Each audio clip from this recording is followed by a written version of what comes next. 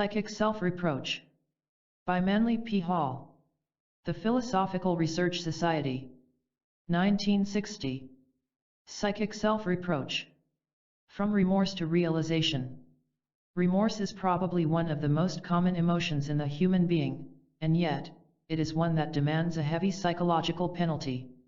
Sometimes the penalty may be justified, but in many cases, those who suffer most have the least in real offense, while the chronic offenders often do not seem to suffer at all.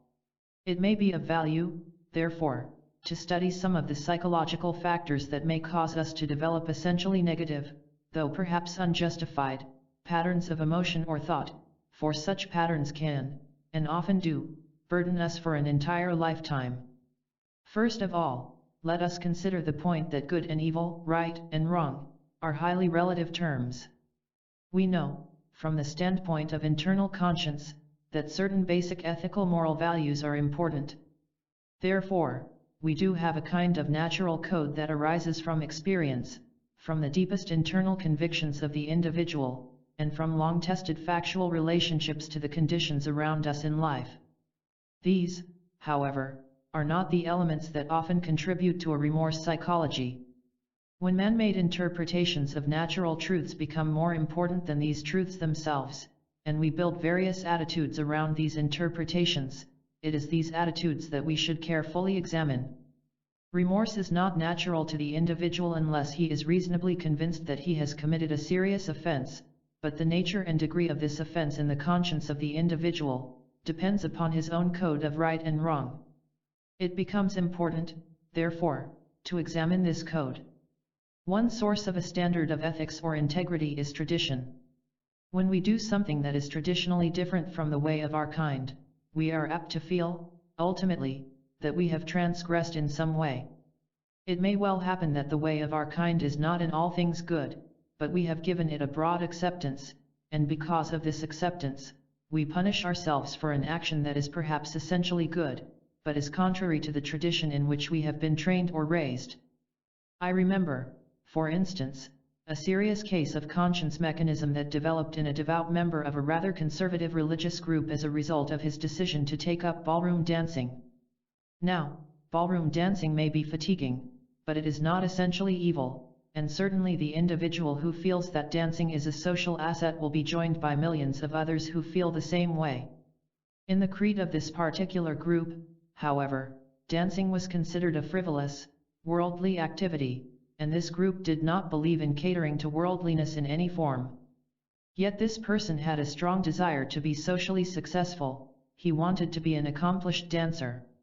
He therefore did what he wanted to do, which most people ultimately will do, and then began to regret it, and this regret led to a series of complications, including a marked repentance and a growing suspicion that he had endangered his eternal salvation. To those of other beliefs such an episode is little more than ridiculous, but to the person who accepts such a code, it can be a serious problem. This has caused a number of psychologists, who have not been particularly anxious to handle the religious equation, in which they find themselves rather out of their depth anyway, to take the attitude that the individual is generally happier if he does not violate those creedal or sectarian convictions which he has accepted to be true. This is especially the case if a person, in a moment of great religious intensity, makes solemn obligations to himself not to do certain things. If he then does these things, he is apt to develop a conscience mechanism which, although it cannot be rationalized, can be the cause of serious suffering.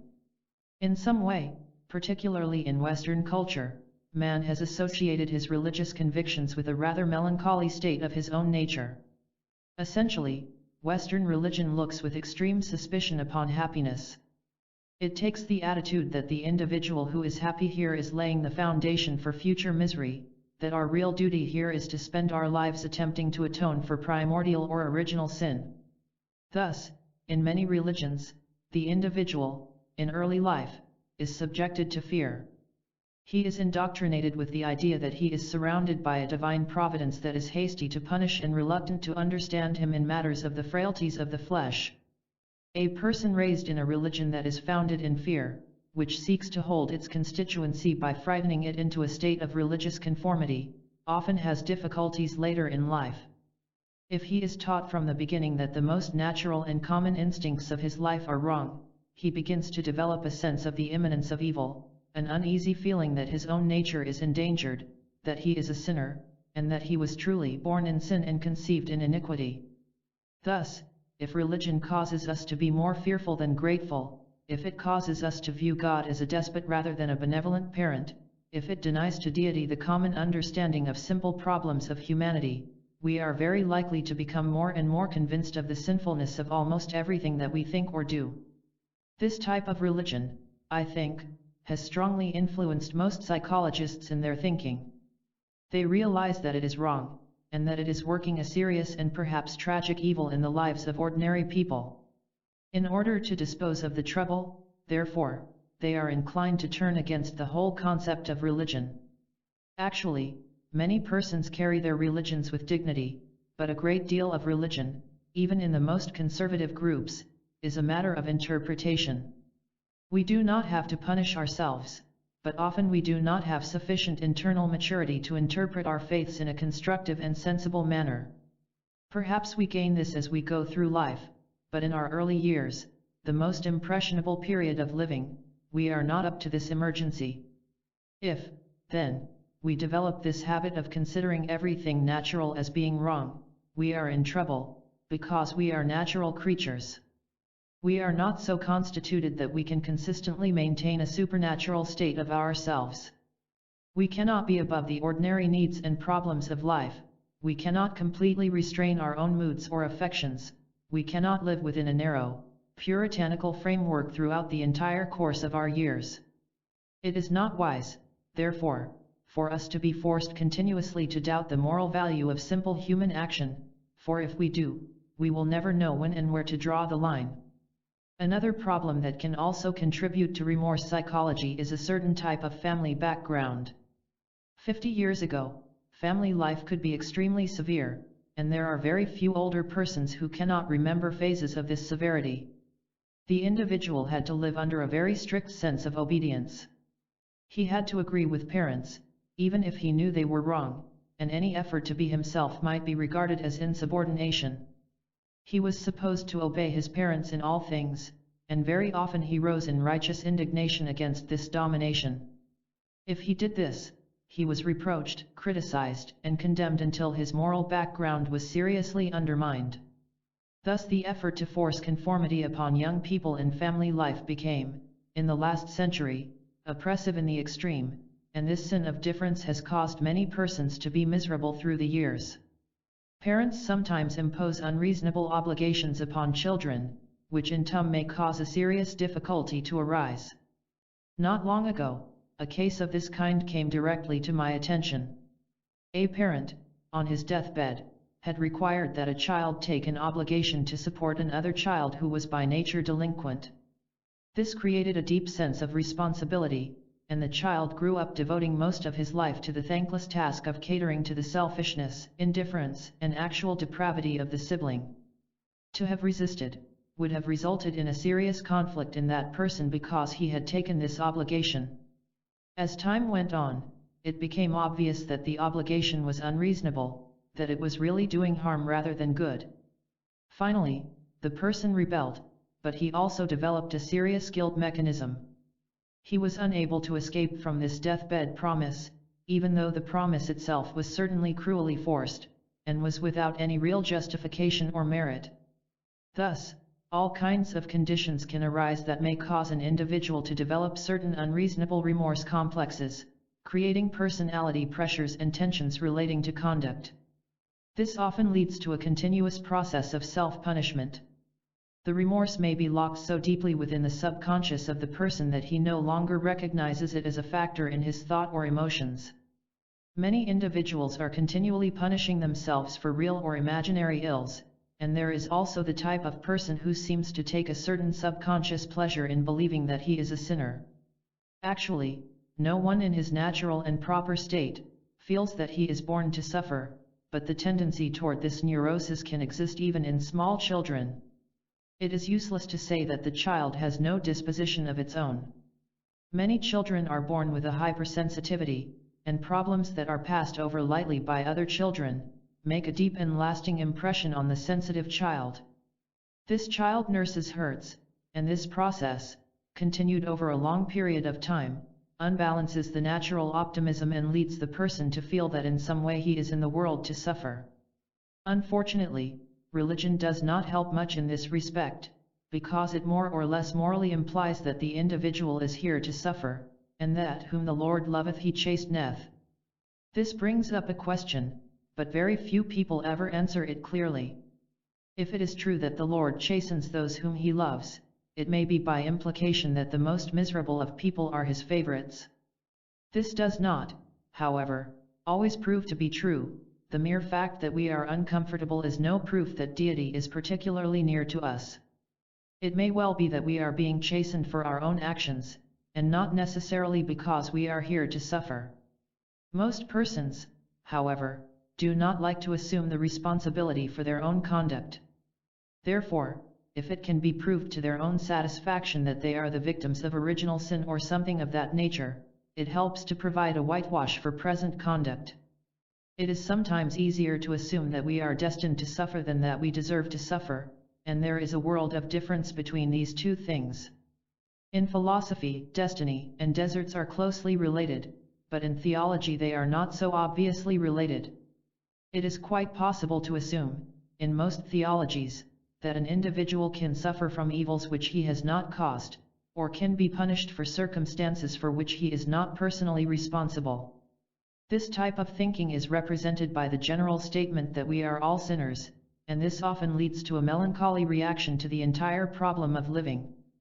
Thus, the supersensitive, hypertense child easily becomes unadjusted, and gradually develops into the adult who is convinced that it is a moral duty for the world to be as unhappy as he is.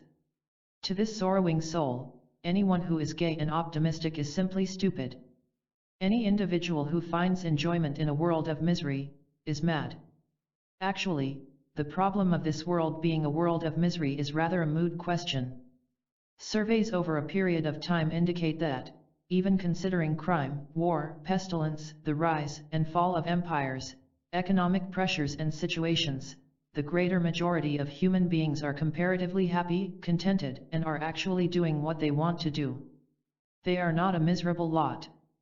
Peace of mind and peace of soul result very largely from the individual's living in his own way and doing those things which he regards as proper, pleasant, and purposeful at the moment.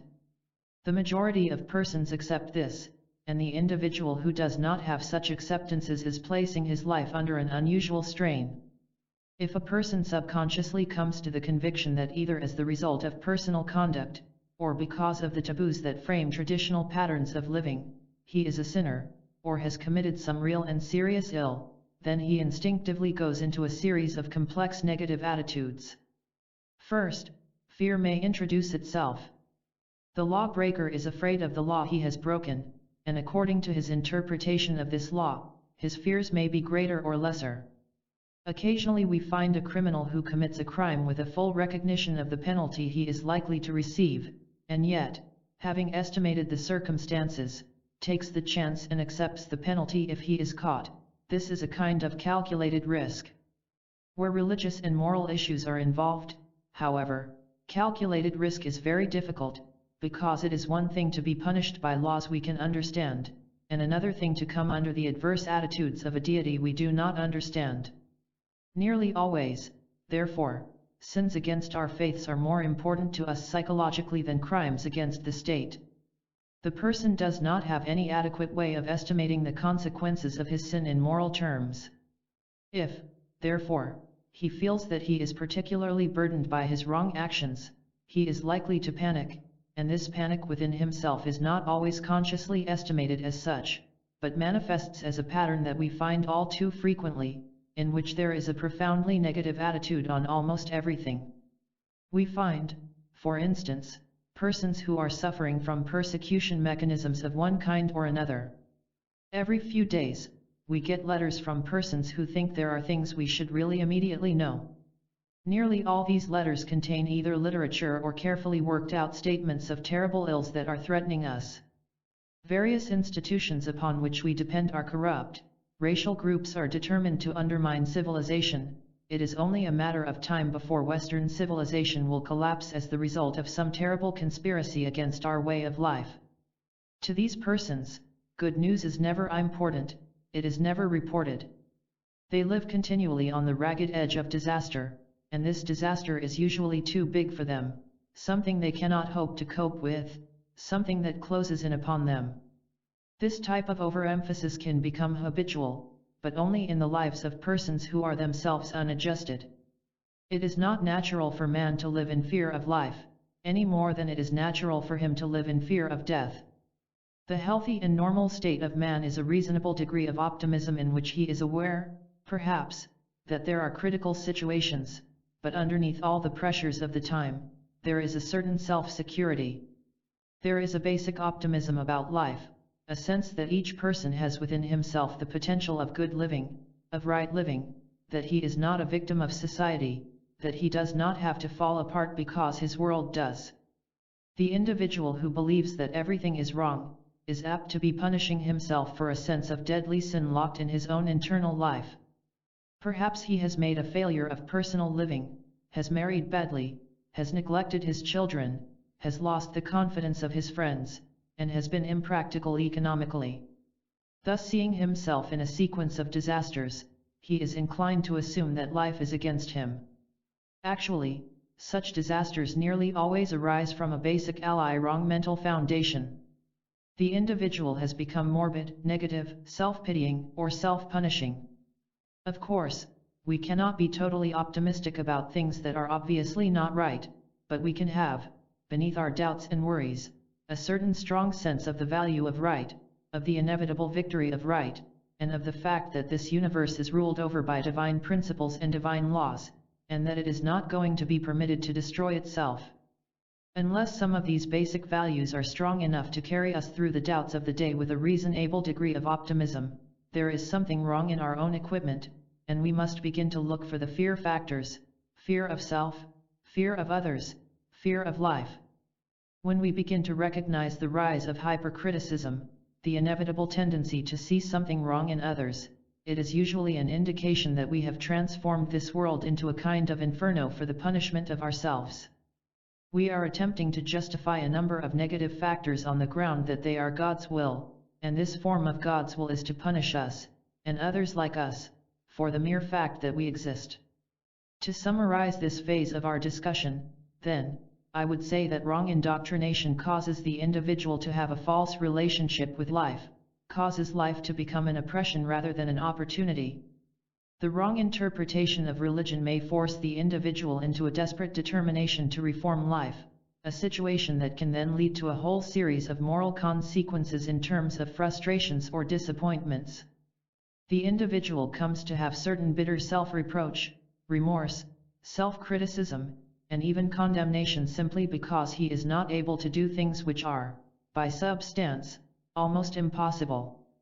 In actual fact, the person is only limited by the same limitations that we all have, and he has no right to feel he is any worse than anyone else, but many people do repent the wrong things.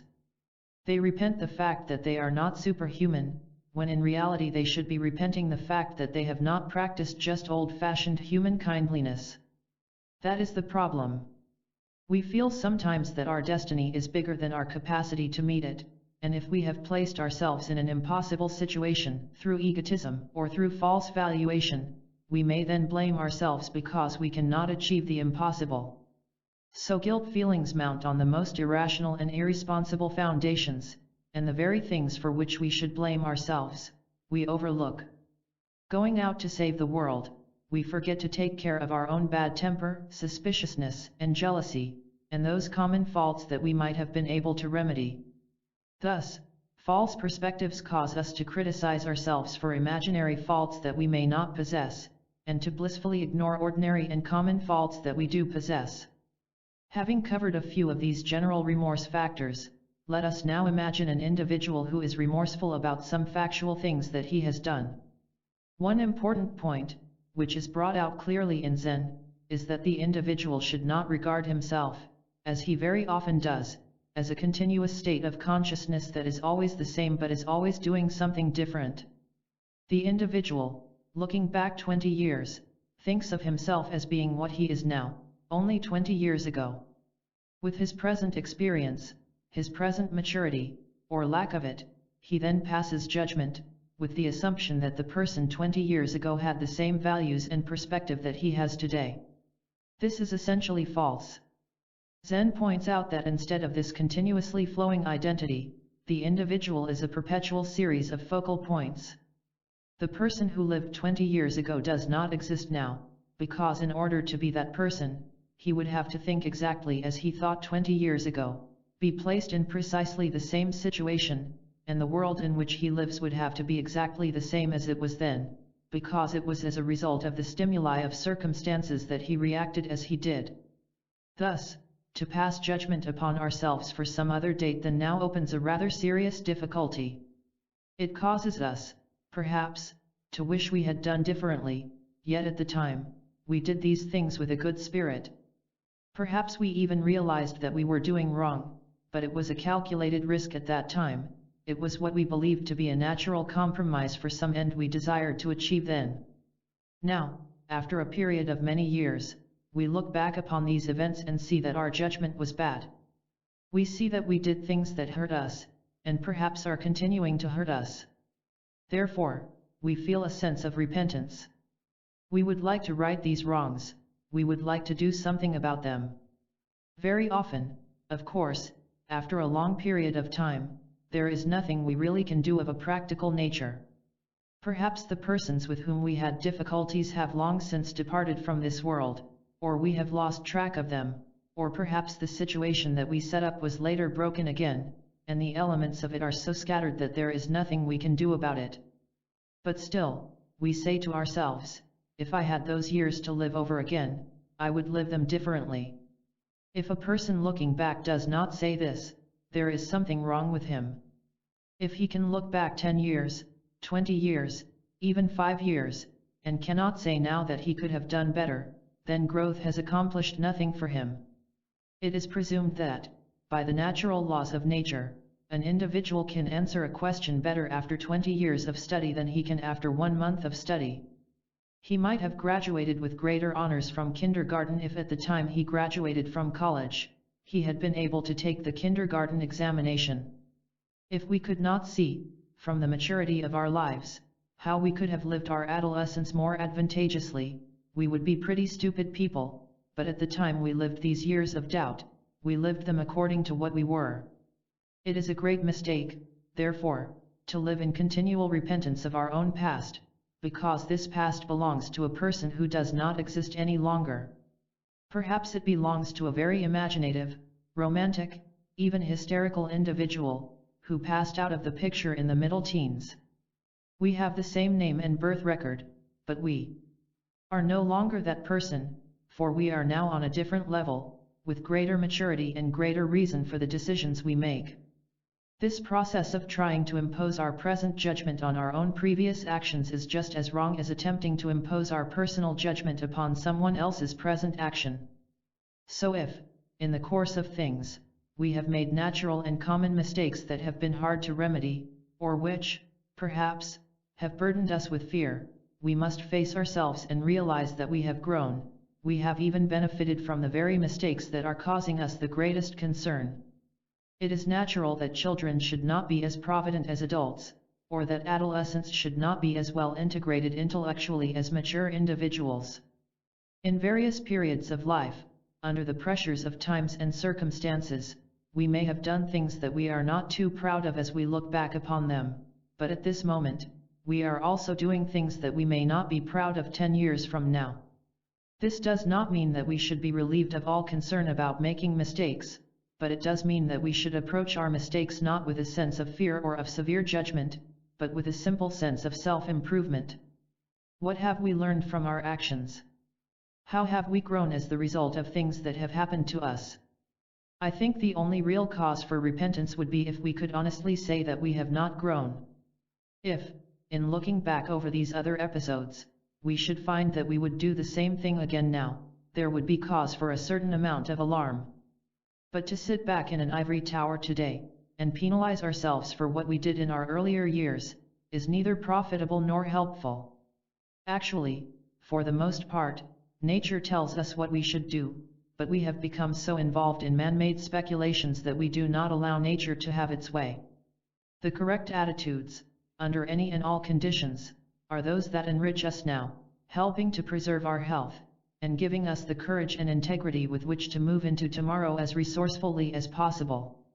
If we discover that remorse over past actions makes us sick now, either psychologically or physically, then that is not the attitude nature wants us to take.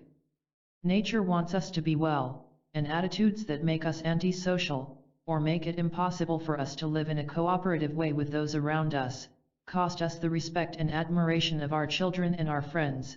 Such attitudes cannot be the correct solutions to any problem. Our attitudes must be basically constructive in their consequences. Thus, if we are remorseful about one situation, and in this remorse, live miserably and make others unhappy now, then we are not paying a debt, but compounding an injury. We are suffering from the delusion that two wrongs can make a right. Whatever may be the situation that might cause us to have regret or remorse, the correct solution must be one that restores optimism, values, self-confidence, and moral determination to go on and grow. All this might seem as though we were advising individuals merely to excuse themselves for their past mistakes, and to go cheerfully on making fresher and bigger ones. This is not our intention. The idea is not that we should excuse a mistake, but that we should recognize that every mistake has within itself its own punishment. Vengeance is mine, saith the Lord. I will repay. I have often used that sentence, but slurred it slightly and instead of the word Lord, substituted the word law. Vengeance is mine, saith the law. I will repay. The law, in this case, means that every action has within itself its own compensation. Whatever we do results in something, and that something, good or bad, is the reward or punishment of the action. It is utterly impossible for any individual to successfully evade the consequences of his own conduct, and the person who is remorseful now can also look back upon a series of circumstances that focused his remorse. He did something wrong and things began to go badly. The more he struggled and fussed with the situation, the worse it became, so that by the time a strong remorse aspect had fashioned itself in his conscience, he had already paid for the mistake. He paid for it out of its own inevitable, immediate consequences. There is no possibility, therefore, of evading a mistake, and honest persons have no particular desire for evasion. If, out of natural and honest ignorance, we do something wrong, and find that we have broken a rule of nature, we take the punishment as indicative of the fact, and having learned from experience about this particular situation, we try not to repeat it. Each problem has its own rules, and if we reject these rules, or fight against them, we will be forced, in due course, to admit the fact that we were wrong. We will have to live with the consequences of our mistakes until we stop making them. This, however, is not a disaster, for nature does not punish many times for one offense. If a person made a slight error 30 years ago, nature does not compound the punishment and determine to make the individual miserable for the rest of his life. The natural spans of compensation are reasonable and proper.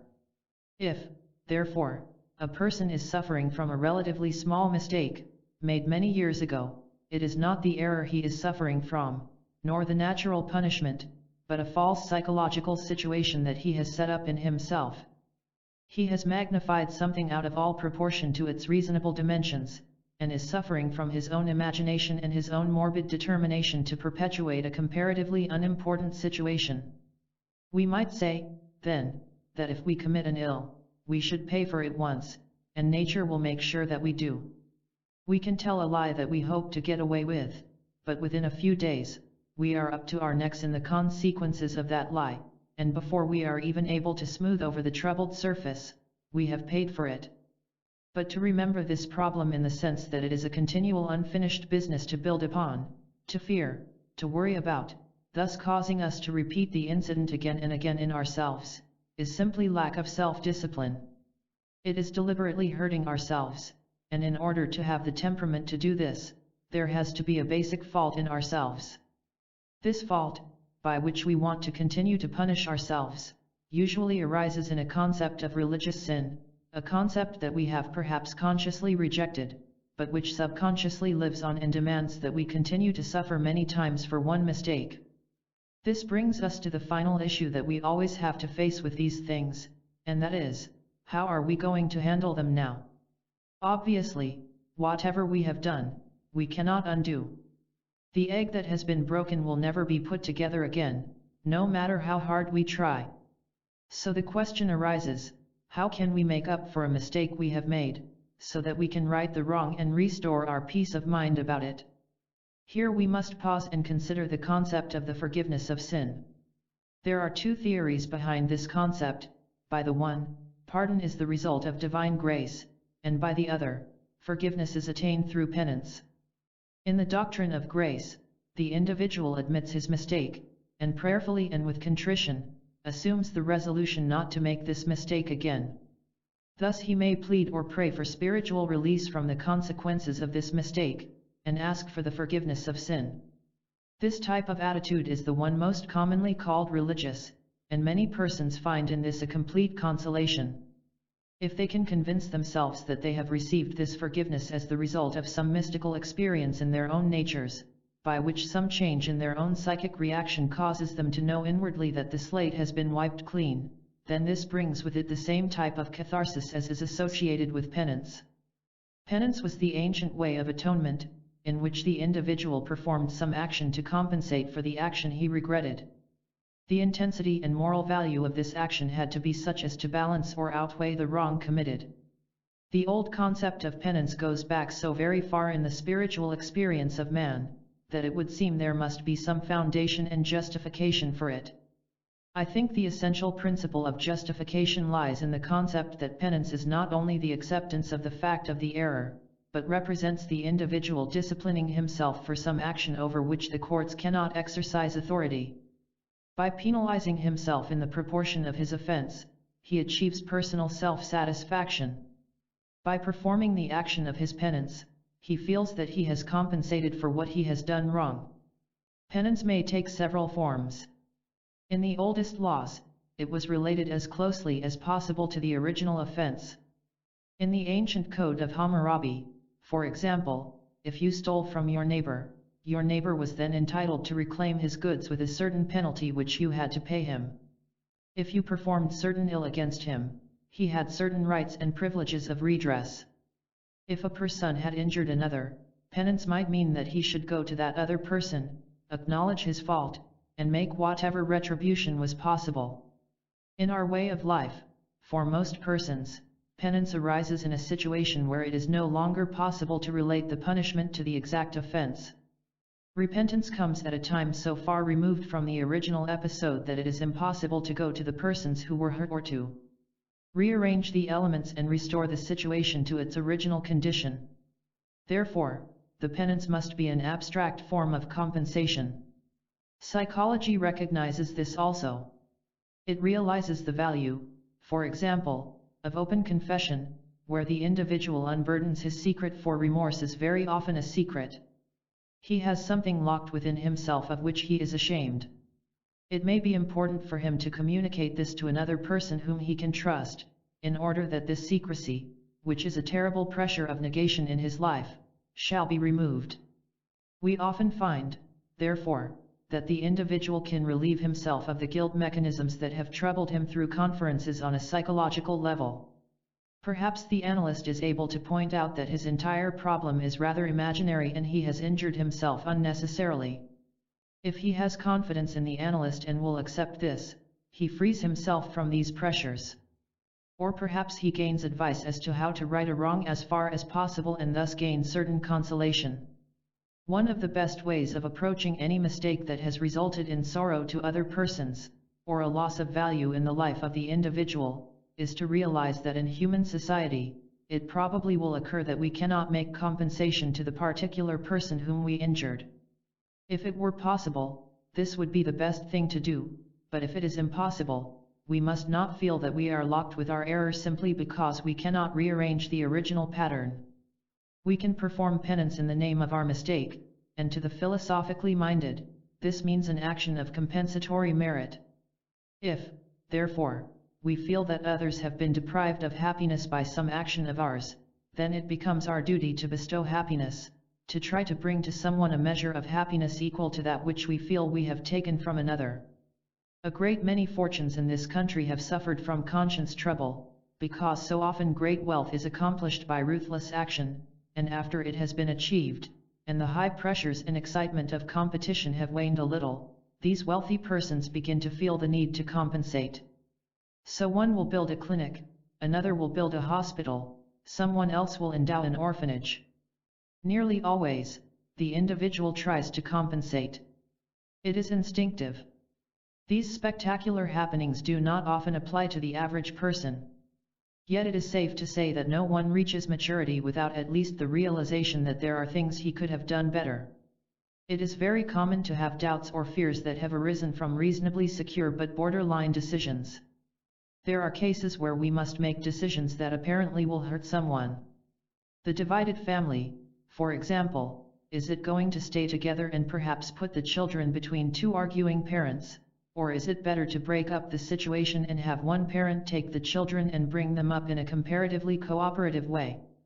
What is the right decision? And on through life, many decisions are so involved that the average person, and even expert counsel, cannot be certain that there will not be some complicated and confused consequences. The average individual can look back upon decisions as these, which he has had to make according to the best that he knew, and he may realize that this best was not good enough. What is he going to do about these things? Finding out afterwards that situations resulted from these decisions that brought pain and sorrow to others, he is naturally and reasonably sorry. How is he to face these problems in his own life? I think the answer lies in the fact, as we mentioned before, that whether we know it or not, we have already faced them. Any event that occurred several years ago has already been faced, and we have paid the bill, so to speak, through our sorrow and through the decisions we subsequently had to make. In breaking up a certain pattern, we may have hurt someone, but we also brought sorrow or trouble to ourselves. By the time we think these things through, we will generally find that if our intentions were reasonable and our motives at the time were good, our compensations are fairly well balanced. If, however, we observe in our contemplations that we are still living to exploit ulterior motives, if the things we are doing now are essentially for selfish reasons, if we are trying to gain rather than to give, and if we are exploiting the rights of others, or using legal technicalities as a means of doing things that are essentially not right, then we are facing not some old problem, but the fact that we are daily and in every way compromising the principles of nature itself. If, therefore, at any given time, we do not have a clear conscience, if we are not able to honestly feel that the situations under which we are living are ethically sound, then the only answer is to correct the situation as quickly as possible, and not permit selfishness to over-influence this correction.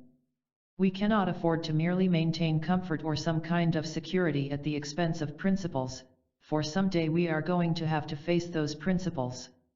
Thus, if we are making mistakes now, and we are unhappy, cause and effect are operating smoothly. They are doing exactly what nature intended them to do, compensate. When we decide to stop doing what is wrong, then our fears, worries, and doubts will also lighten and finally cease.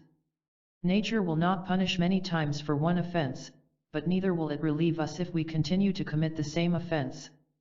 We know that in the field of crime, for example, when the criminal breaks the law of his community, he breaks a pattern of mutual protection set up by experience to preserve the common good. We may ridicule some laws, considering them excessive or improperly applied, but behind and beneath all impropriety in these matters, are basic codes, which have come down to us from Hammurabi and Justinian, are for the common good of man. The criminal, breaking these codes, brings upon himself a state of isolation. He becomes one against his community, thereby depriving himself of many common advantages and placing his life in a state of perpetual hazard. He is in continual internal distress because he knows that he possesses a guilty secret, and a person with a guilty secret is always sick.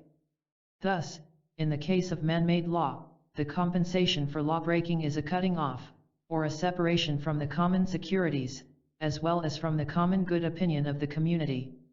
This is usually accompanied by a continually increasing fear, which frequently reaches such a degree that a criminal himself can no longer endure it and will confess his crime to get the burden of it off his conscience.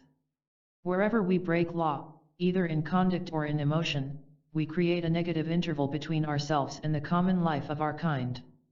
We do not outgrow, we merely violently break the bonds by means of which our community life is held together. It is one thing for a person to outgrow the negative aspects of a culture, but it is quite another thing for him to violently break his relationship with society without having either the strength or the serenity of consciousness to live constructively with his sense of isolation. If he is better than his world, he gains certain consolation from his own internal improvement, and this gives him the strength with which to face disapproval or even persecution, but if he is different without being better, he has no further resource in himself and no means of maintaining his isolation in an honorable or constructive manner. In psychological thinking, we come very close to this problem of the law of consequence, and one thing that psychology recognizes in nearly all its researches, is the importance of discovering the cause of the psychosis or the frustration or the neurosis from which the individual suffers. There is no question whatever in the mind of the scientist today that there must be a cause. An effect cannot stand alone, but must descend from a series of previous circumstances suitable to justify it. Practically all science is based upon the acceptance, whether spoken or unspoken, of a pattern of causes and effects, each one having a bearing upon the great cycle of human life. The scientist may or may not moralize upon cause and effect. In his thinking, on a psychological level, he knows that the sick person is sick for some reason, but he may or may not affirm that the individual is responsible for his own sickness. The physician, dealing with phenomena primarily, and not inclined necessarily to bring philosophy to bear upon them, may be convinced that the causes which have created the difficulty are beyond the control of the sufferer. Therefore, he may feel that the victim is really suffering from causes that are clearly obvious, but the moral relationship of these causes to the nature of the sufferer may not always be obvious. Thus, the scientist, assuming the importance of heredity and environment, uses these as substitutes for personal responsibility. From first appearance, he seems to have a very good case, inasmuch as it is difficult to imagine how a very small child, under a certain environmental pressure, can be held responsible for the broken home in which it finds itself, or for the dispositional peculiarities of its parents, or for the social conditions and situations arising in the world around it. The scientist is therefore inclined to suspect an amoral basis behind a great deal of this chain of causes and effects. He is then, however, at a certain disadvantage. He recognizes a law, he knows that cause and effect operate, yet he is not quite certain whether he can consider this law as moral or possessing any ethical significance. He is inclined, rather, to consider it mechanical and inevitable, like the rising and the setting of the sun, something to which man must eternally adjust himself, but about which he can do very little as far as basic changes or modifications are concerned. It is hard to argue with him at this particular point, yet something has to be wrong with this picture. The trouble is that if we see a universe which is an unfoldment of many splendored rules and laws and principles, it is difficult to see man completely enmeshed in these laws, fulfilling them in every respect that is observable or knowable to us, and at the same time, have these laws unable to control their own causational factors. Man is then a victim of accident, an exception to law in this particular, while actually completely immersed in immutable law. Everywhere there is law, but in the life of man, there is accident. Everywhere motion is moral, but in his life, motion is amoral, seemingly arising from causes beyond his control. If we hold that an individual must bear the consequences of a situation, the cause of which does not arise in himself or is not in some way directly due to his own conduct, then we have attacked the entire fabric of law. The moment we have an exception, we have not attacked merely one fragment, but the total concept of law lapses. Everything is then possible, every dishonesty, every inconsistency, every inadequacy is possible if any inadequacy or any inconsistency exists. The great question that arises out of this dilemma is that we must accept, out of our own experience, one of two points of view. The one is that law has exception, therefore, technically, law has no existence. The second possibility is that law has no exception, but that human faculties, human powers, human sensory reactions are so limited, that man is unable to determine certain levels of causation. The cause exists, but man has not discovered it. The individual's search for law, in order that he may conduct himself according to right knowing, must be in the direction of the discovery of the hidden fountains or real facts of law which are behind the so-called dishonesty or inconsistency in living. We live in a world of apparent injustices, in which everything seems to go wrong. Every inducement is offered, apparently, to compromise, and the individual is seemingly penalized by his very effort to live a lawful existence, because all appearances are against the application of these concepts and principles. The struggle is between the fact of the matter and the appearance of the matter, and as long as we live by appearances, we have to accept a superficial standard of life that is neither solutional nor suitable to our essential need. The fact that we have not arrived at any of the major securities that we have sought, after having followed this procedure for thousands of years, should indicate to us that our approach is wrong. If the causes we have set in motion in the last 5,000 years of history were the right causes, we would have world peace by now. If, therefore, our way of life is an effect, if the situations in which we find ourselves are the consequential chemistry of causes, then the causes are wrong, or the processes we are using are wrong. Our conduct must be wrong unless this conduct bears the harvest of the things we know to be essentially right.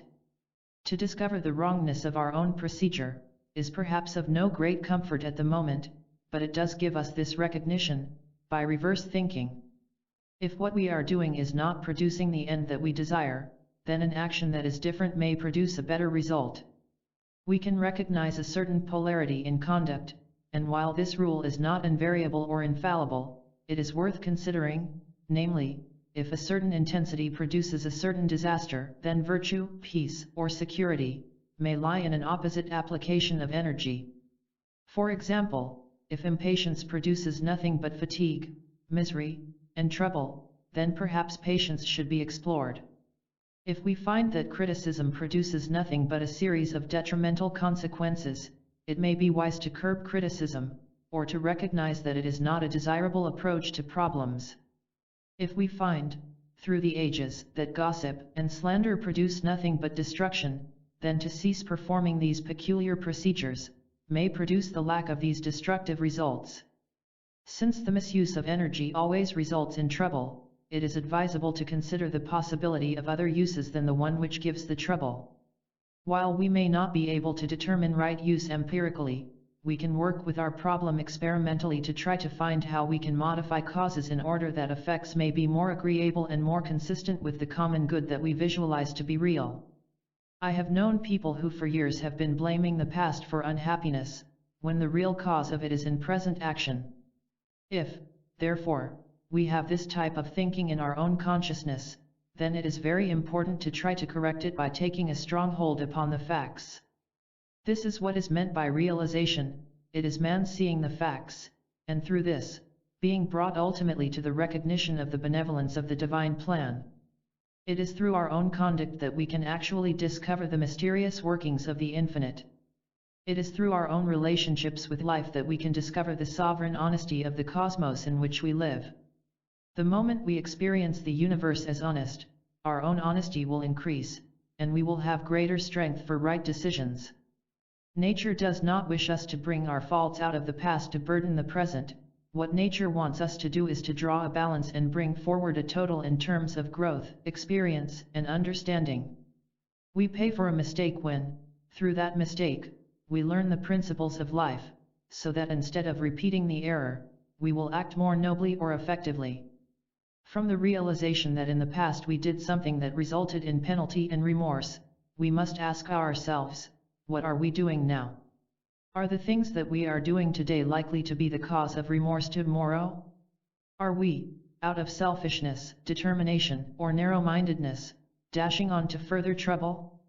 If we are, the time to slow down and consider is now. How do we know whether what we are doing is right or wrong?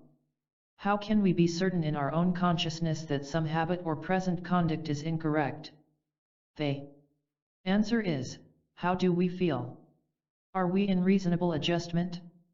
Is our life basically happy?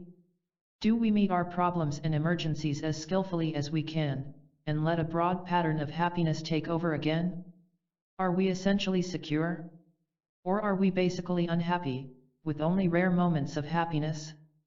If at the moment our life is not essentially creative, constructive, and happy in the core of it, not in every incident, but in the basic core, if there is not a sun shining in us, then something we are doing is wrong. If we continue to do wrong things, we will be sick.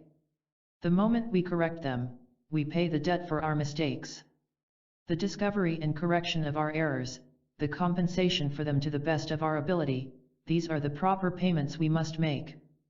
When, in our own consciousness, we have put these things right, we realize that we do not live in a universe of vengeance, nor one in which we are merely here to suffer. We are here to grow. We can grow happily if we permit it, and when we realize that the laws of the universe are just.